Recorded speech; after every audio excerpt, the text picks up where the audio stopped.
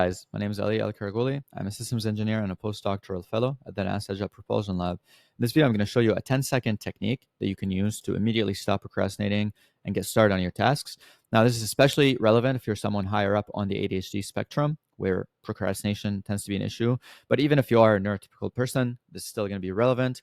Now, me personally, I'm someone who has chronically procrastinated my whole life. Even during my PhD, I would wait the very last minute to write all my papers. I would spend a lot of time just kind of not doing what I should do. And I spent a lot of time reflecting, thinking very deeply about it.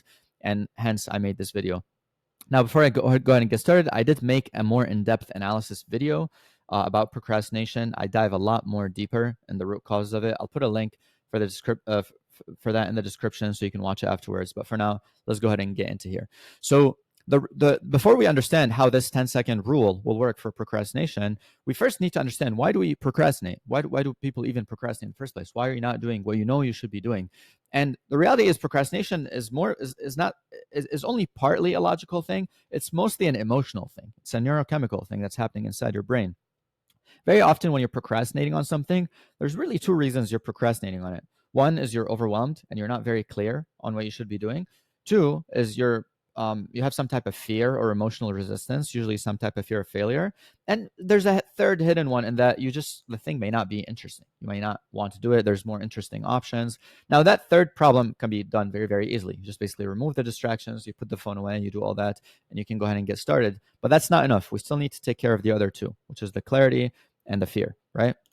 And this is what this 10-second rule does. Is it's a 4-step protocol where you do all that in basically 10 seconds, where the very first thing you do is you imagine how you're going to feel after, right? You can close your eyes or you can keep your eyes open or whatnot. And instead of thinking about getting the task done, focusing on the task, or that you have to do the task and kind of creating this emotional resistance that you have, you basically forget about the task and just think about, how am I going to feel once it's done, right? How am I going to feel once it's done?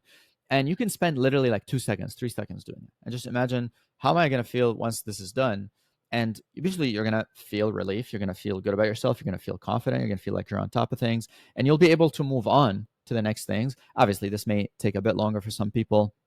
But once you focus on that, then what we're doing here is we reframe the task, right? You change the goal altogether. Instead of changing the goal as, oh, I need to spend some time to do the task, and it's the task that I need to done, that is my goal. No, your goal changes, and your goal becomes that instead of trying to get the task, my goal is to get that feeling of how I'm going to feel once it's done. And especially if you're an ADHDer, where your brain is a lot more motivated by short-term reward than long-term reward, or things that you know are good for you, having that feeling as the reward is going to induce some dopamine, is going to basically help you gain a little bit of inertia and momentum, and say, oh, wow, okay, yeah, I want to feel that. But what it's doing also is, by doing that reframe, we're kind of annihilating the fear of failure, because fear of failure comes, which creates the emotional resistance. It comes from focusing on the task, and that you need to get the task done perfectly, or you need to do a good job doing it. But by telling yourself, oh, I'm trying to get that feeling of how I'm going to feel after I get the task done, then you're kind of not, the task kind of falls off and it doesn't become as important, and you don't put so much focus and so much pressure on it. And ironically, you're more likely to do it, and you're more likely to do a good job doing it, right? So once you feel how you think about how you're going to feel after, you reframe the goal from just trying to get the task done to trying to get the feeling of again, feeling good about yourself, feeling confident, feeling proud of yourself. And then what you can go ahead and do is you can spend a few seconds building a roadmap for the task. And there's two ways you can do that. And this is what the BS here stands for. It stands for bright spot. Is very often people try to invent things from scratch about like how to go about each new task. But why don't you just think of a similar task that you had in the past that you've solved, right? Like, for example, I was talking to someone the other day, and he was telling me, oh man, I'm resisting. I have to go create this website. I have to go fix it. Something's wrong with it. And I just asked them, well, is this the first time you faced this problem? Have you solved another problem like that in the past relating to another website? And he thought about it. And he was like, yeah, I did. And then as soon as I made him think about that, it became very clear what are the steps needed to solve that. And again, that took like 3-4 seconds, right? Like, it didn't even take long. Like, he literally just had to think for like 2 seconds, and like he had an aha moment of like, oh yeah, I've done this thing in the past. And like, his brain kind of was able to grab that roadmap from the previous task as a procedure, step by step, and then install it in this new task. And suddenly that clarity problem was annihilated. So in step number one, basically the feeling, we're inducing a little bit of dopamine. We're kind of thinking about the task. We're getting excited about thinking about the reward, getting excited about it. In step number two, we're reframing the goal instead of from getting the task done with a perfect job to just getting it done so we can get the feeling, which alleviates the fear of failure and the perfectionism and the other type of emotional resistance.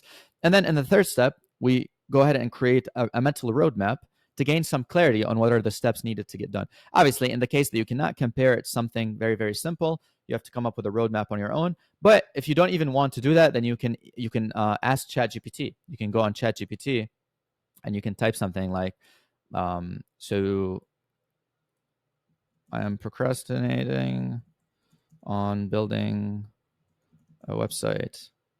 Can you give me a 5-step clear roadmap? Be concise, please. And the nice thing is that even if this doesn't give you a really good a roadmap, it's going to at least give you some ideas. It's going to create a stream of consciousness inside your brain where now you're going to go ahead and start thinking in the direction of the task they need to do.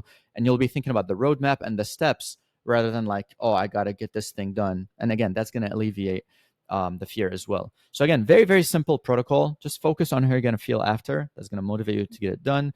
Reframe the goal from trying to get it done from doing a great job on the task to just getting it done so you can feel good, and then build a mental roadmap based on things you've either done in the past or based on a roadmap that can be suggested by someone else or by AI. Obviously, you can always go ahead and build your own, but we're trying to do this as fast as possible. Once you do that, you're going to feel really silly not to go ahead and get started. So anyway, it's kind of a very quick technique I use myself personally, but I did make the in-depth analysis. It should show up somewhere over here, or I don't know, somewhere, or it should be in the description as well. That being said, I'll see you in the next video. Peace, love.